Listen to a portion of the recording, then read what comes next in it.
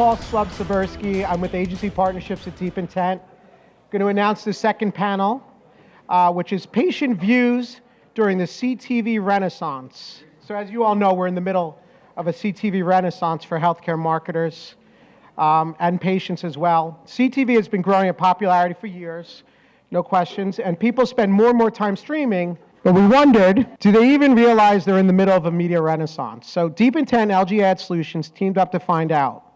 We've surveyed more than 2,000 patients to get a better understanding of their viewing habits, their attitudes towards CTV ads in general, and their feelings about pharma ads, which we all care much about. Up next is John Mangano, DeepIntent's SVP of Analytics, and AJ Kintner, VP of Sales East at LG Ad Solutions, to give us a sneak peek into those survey results. So John, Andy, come on, take it away.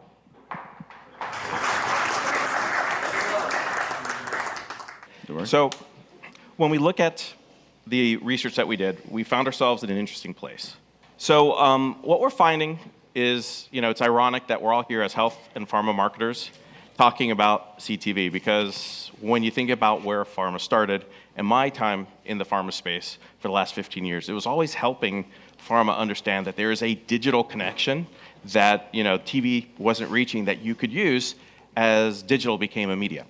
And now we're here talking about how we need to understand how CTV, the cousin, newer, younger version of TV, is a place where it could be very interesting to reach patients.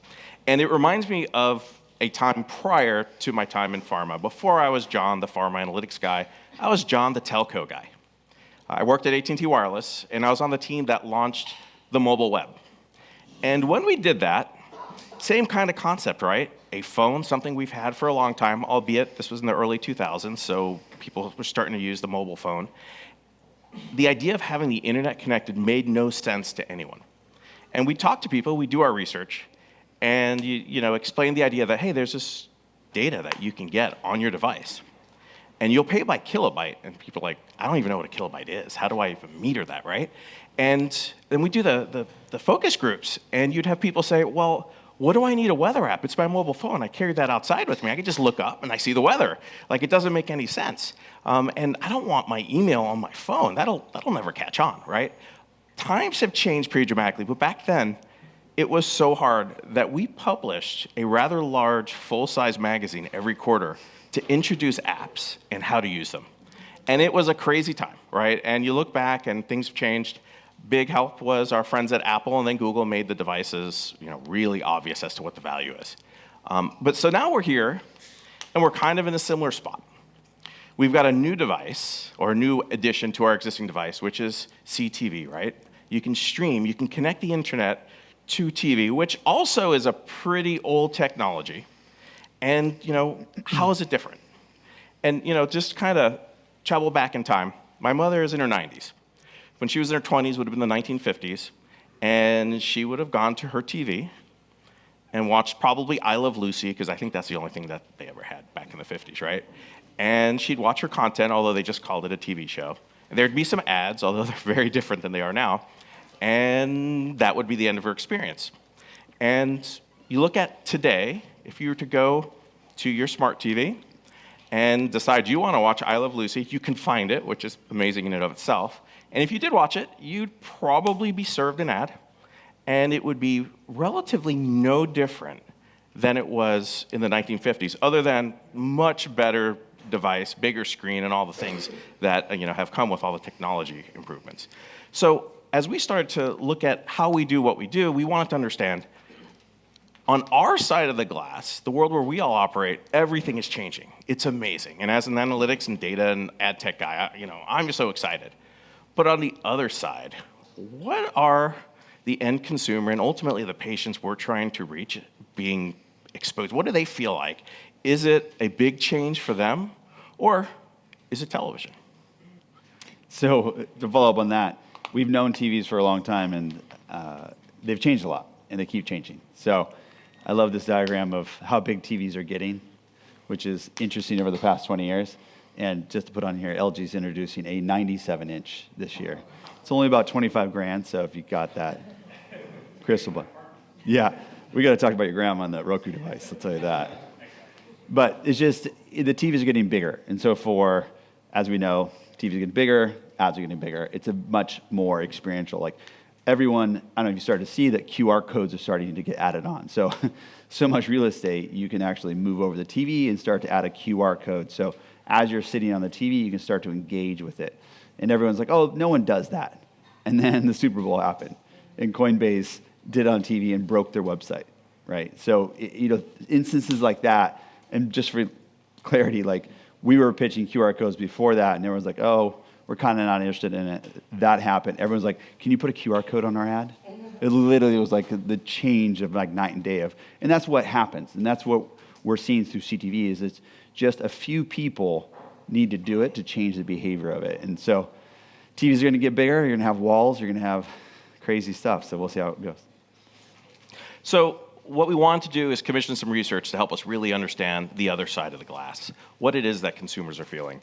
And ultimately, we conducted a survey, asked what you would expect we would ask, right? What's the perception of CTV? Also the use compared to linear. How do they feel TV is addressing their needs and what kind of impact they feel it has on them? And, I would say this is probably relatively ordinary kind of research, except for we did one thing that was very different. We started off with LG looking at people's behavioral data from their ACR data so that we can survey them based off of these three groups. People who we knew only were using their linear television side of their TV, people we knew who were not using linear and were only using CTV, and then people who are using both sides of the data. And the idea there is we know that people don't always know what they're doing with technology. In fact, the better you integrate technology, the less people realize that they're doing something new and different. And that's not a terrible thing, but it helps us frame up our minds as to exactly how do we work with them and interact with them and leverage this media that we're all talking about. So the first question, and the big question we wanted to ask is, do people even realize they're watching CTV? And what we found was not always. We asked them a question, and the foundation of the question is simple. What are the shows you're watching? Are you watching them on CTV or linear TV? Now, of course, we didn't call it that because we're the only people who call CTV and linear TV that.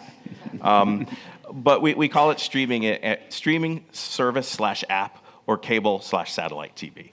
So, what people tend to think about when they're talking about their connection. And what we found was the linear, when you self-report, people all thought they were still using linear TV, even though we knew they were actually using the CTV side of their data, or side of their TV.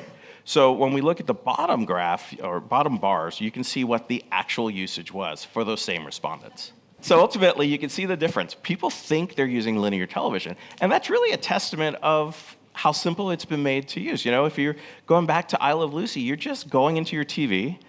Maybe you have a few more icons, which is a little different than back in the 50s, and thank God you have a remote control. But in the end, you're clicking on icons, which is really normal, especially because we've all been trained with all the other devices we have. So TV is TV is TV.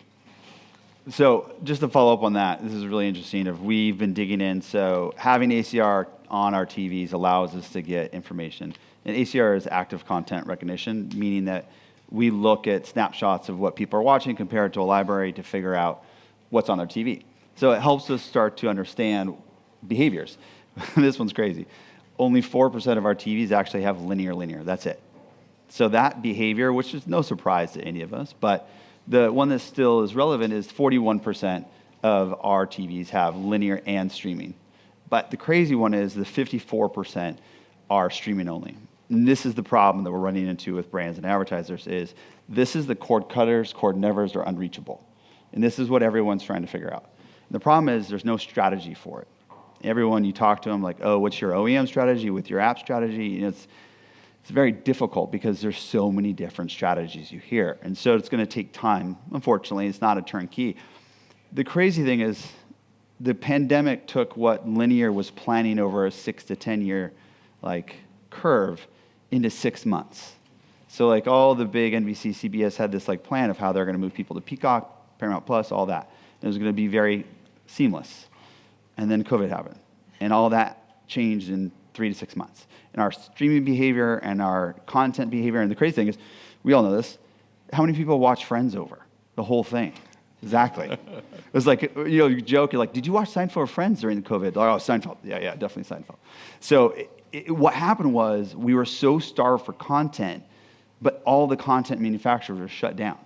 So there was no place to get it. And so, it's been a problem, and now we're trying to catch up where Netflix has been releasing a new movie every week. And anyway, we're getting caught up in that, but we're all going back to work now. So the question is, will we still consume the content the same way, or are we going to be in over content consumption? We'll see. And part of that continuation is, no surprise, 96% of houses are streaming. Again, this is the COVID effect where we were all home. What else are you going to do? I love my wife and my kids, but I need at least 2 hours of myself to watch something. But the streaming part of it is no surprise. The interesting part is that, SVOD and AVOD, which is services you pay for versus advertising. The AVOD version, you see Disney Plus is going to release theirs this year, a paid ad version, unpaid version with ad supported. So it's going to be really curious to see how SVOD and AVOD, especially, with Netflix quarter, where they actually had either a flat or down period, that really hurts the SVOD scene. So that'll change. But the other part is linear. Linear is not growing. It's actually in decline. So I don't have it in here, but there's an interesting graph I'm working on is how the upfront TV investments are going up, but the actual linear viewership is going down. So the two graphs are going the opposite direction. We're still working on that one, but you can go next one. So, how many people have over 5 services subscribed to in their house? Yeah, it's annoying. Average is about 4. And what you find is that there's really only 1 or 2 that are consumed per night, but 80% of households has some way to be reached, either through devices or streaming services, and it's continually growing. The best part about it, and this is changing with fast channels. So there's a terminology called fast channels. If you turn on your LG, Samsung, whatever, it's the free service you get on there. So we call it LG Channel Plus. And those are fast content where it's like, I love to watch the Surfing Channel or Bloomberg TV, it's streaming through there. And the interesting thing about that is the consumers that watch that are the age of people where linear's been chasing. So 57% of fast users are men ages 18 to 54, which is the group that linears can't find. And so you see the difference of streamers across these channels. So it is the new way that people can go back to finding the exact targeted users in these types of channels. So going back to the original statement is as irrelevant. So I love the statement is advertising sucks until it's relevant to you. And this is the basis of it. So although it's not that big of a difference, it is, because if the ad is more relevant to you, you are, we know this, more likely to buy it.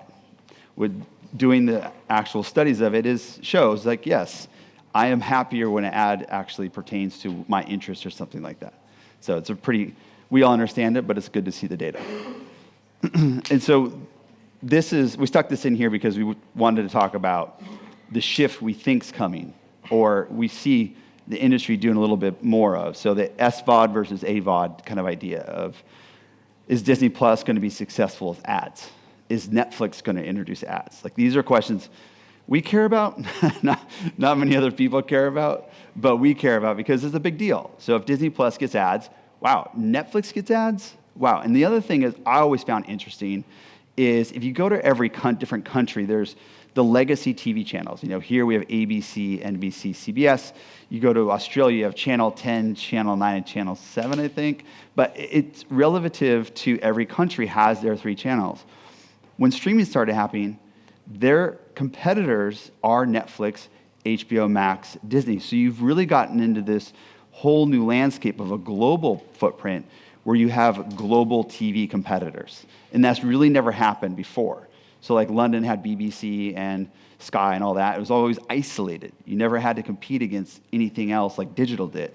Now you do. So it's really changed the whole landscape of how that works. So anyway, people love to actually pay for it to see less ads, no surprise. So going back to the relevance part about it, which is something we all kind of understand being in the market. When we show an ad to a consumer, it's relevant to them, they're kind of great, but you do have a larger portion of people to say, yes, if it's relevant, I love it. This is no surprise to us. Like, this is what we're talking about. But what's the downside, you go to the next slide, is when you show them non-relevant ads, was what we're talking about, of like, we count on our phone how many times we get served with non-relevant ads. How much people hate them. And this is the bigger problem. It's not so much as, oh, linear is cheaper, but no one ever talks about, well, what if I hit the person with 15 ads in the same rotation and they're not even in the group I'm trying to hit? You now have a negative perception of that consumer against your brand because you're not selling them relevant ads. And this isn't something we talk about. We talk about relevant ads perform better. But what about the non-relevant ads about how they have negative brand impact? Like, oh, well, we didn't even talk about that. But this is kind of what we're getting at is, especially in pharma, I mean, we all know this, 60 seconds of a non-relevant ad gets a little tired. Anyway, the point we're kind of summing up is that as the whole perception, there's two sides of it. The ads being more relevant, of course, are going to perform better, which is the whole part we're talking about. The other, the flip side of it is relevant ads are actually going to have a better brand perception and be better for consumer behavior overall. So it's just a great overall comparison experience. Yes, exactly. The opportunity this presents to us in the pharma world is pretty big. Chris had mentioned before that 51% of patients find relevant ads more memorable. 50% of the patients are more likely to accept recommendations for something that they've already seen, that they recognize from television that they've seen.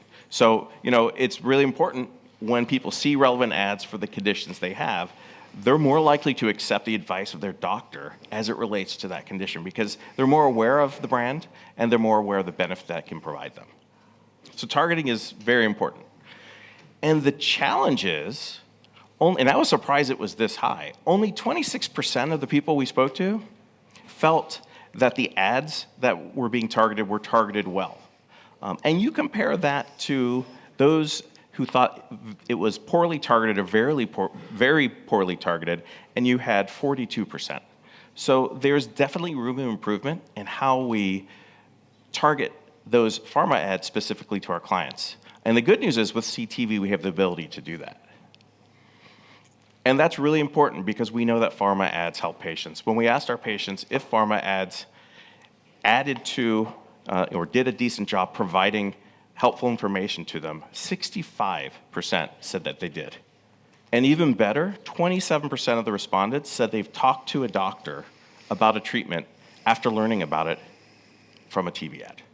So that's super powerful once it's relevant to the right patients and ultimately gets people to the doctor. And in pharma, we of course want people to seek treatment, but we also have to justify the spend that we have on media, specifically to ultimately an ROI. So when we look at driving people to get a new to brand script, we found that CTV is more effective than displaying online video. When you look at online video and do a comparison for the same brand using the same metrics, and this is a script lift analysis, we see that it's 2 times greater at driving new brand scripts than online video, and 2.5 times at driving new to brand scripts for display. And the big question, though, of course, is comparing within the family, right? How do you compare CTV against linear TV? And there was a question earlier, and I definitely would love to speak one-on-one to the person who had that question, because we do that. You can use ACR data to ultimately identify individuals on a one-to-one basis who have been exposed to linear TV ads. You can then compare that against those who are exposed to the CTV ad and identify their script rate and do an analysis and stat test it and apply a control as well. And when we did that, and Chris had mentioned this earlier, we saw that they were 5 times more likely to convert than on linear television. And we're talking about the same brand, and in this case, the same ads. And so why is that, right? Well, the exposure isn't really that different, right? The screen is the screen. It's the same screen when they're watching linear TV or they're watching CTV. The difference is the targetability. And if we can target better, we can ultimately reach the patients that it's most relevant to, not upset those that it's not relevant to, and ultimately drive them to seek their treatment with their doctor and have the discussion and ultimately get people more positive outcomes. And that's really what pharma advertising is all about. And it's just getting us closer to doing that more efficiently as we start using CTV. So the conclusion, TV is TV as it pertains to those on the other side of the glass. And people on the other side of the glass don't know how it's being delivered to them. And that's totally fine, as long as we know and we can benefit that for our brands and our clients and our customers. And when it's all said and done, TV ads are welcomed if they're relevant and something that people are interested in or has some impact on their life. And people perceive pharma ads when they are relevant positively. And then finally, it is an effective driver of new-to-brand scripts and is more effective than a lot of other alternatives. So that's it. Thank you. I don't know if there are any questions. We have time for questions, or how are we doing? Yeah, cool. Any questions? Yeah? So that last metric, the 5x linear is there any notion around that maybe of like active viewing versus passive viewing? I'm thinking to myself that, linear world, the TV is often on for noise, for company, right? But in a connected TV, you're often, it's a destination, right? You're in control and you're getting to that destination for something. Yeah, that's definitely a good theory. We didn't look at it that way. Not that we don't agree, but we just didn't cut the data in that fashion. But that could be something, because the great part of ACR data, and we'll probably talk more about, I know we will later today, is that ACR data could give us that kind of information. So we can look at the differences between the volume of viewing. What we did in that particular metric is look for individuals who were solely exposed in linear and solely exposed in CTV, and then literally just identify the script rates for both of those cohorts and compare them. But you're right. It could be that, and it's hard to say because I think all of us are guilty of probably being distracted regardless of which screen it is on our phone. And if we have 15-year-olds, we're not even sure they know the TV is on anymore. I don't know. That's the experience in my house. But yeah, that's a really good point. Yes? Your metrics about CTV being more impactful than display digital video. Did digital video also include social video, or is that outside of that? That is outside of that. It was specifically straight online video, not displayed in social. And I do want to say impactful. So as a researcher, impactful could mean a lot of things, right? So we didn't look at brand awareness. We specifically looked at the impact being new scripts driven. So I just want to point that out because I'm not certain, and I'm not saying that I don't think it is, but I don't know what the difference is with brand awareness and that type of impact, which is important as well. Yeah. On the LG households, are they exclusive? Like that's the only connected TV in the household? Like how do you account for like a household that has multiple devices? Sure. So that's the million-dollar question with media always, and that is a challenge that you have to look at. So what we do is by looking specifically at the LG device, you are making an assumption that whatever that exposure is for other devices within a household is the same between the two groups. So the CTV side, they may be having other devices as well. We don't have that information, but we know that in each one of those groups, the impact of other exposure is ultimately the same.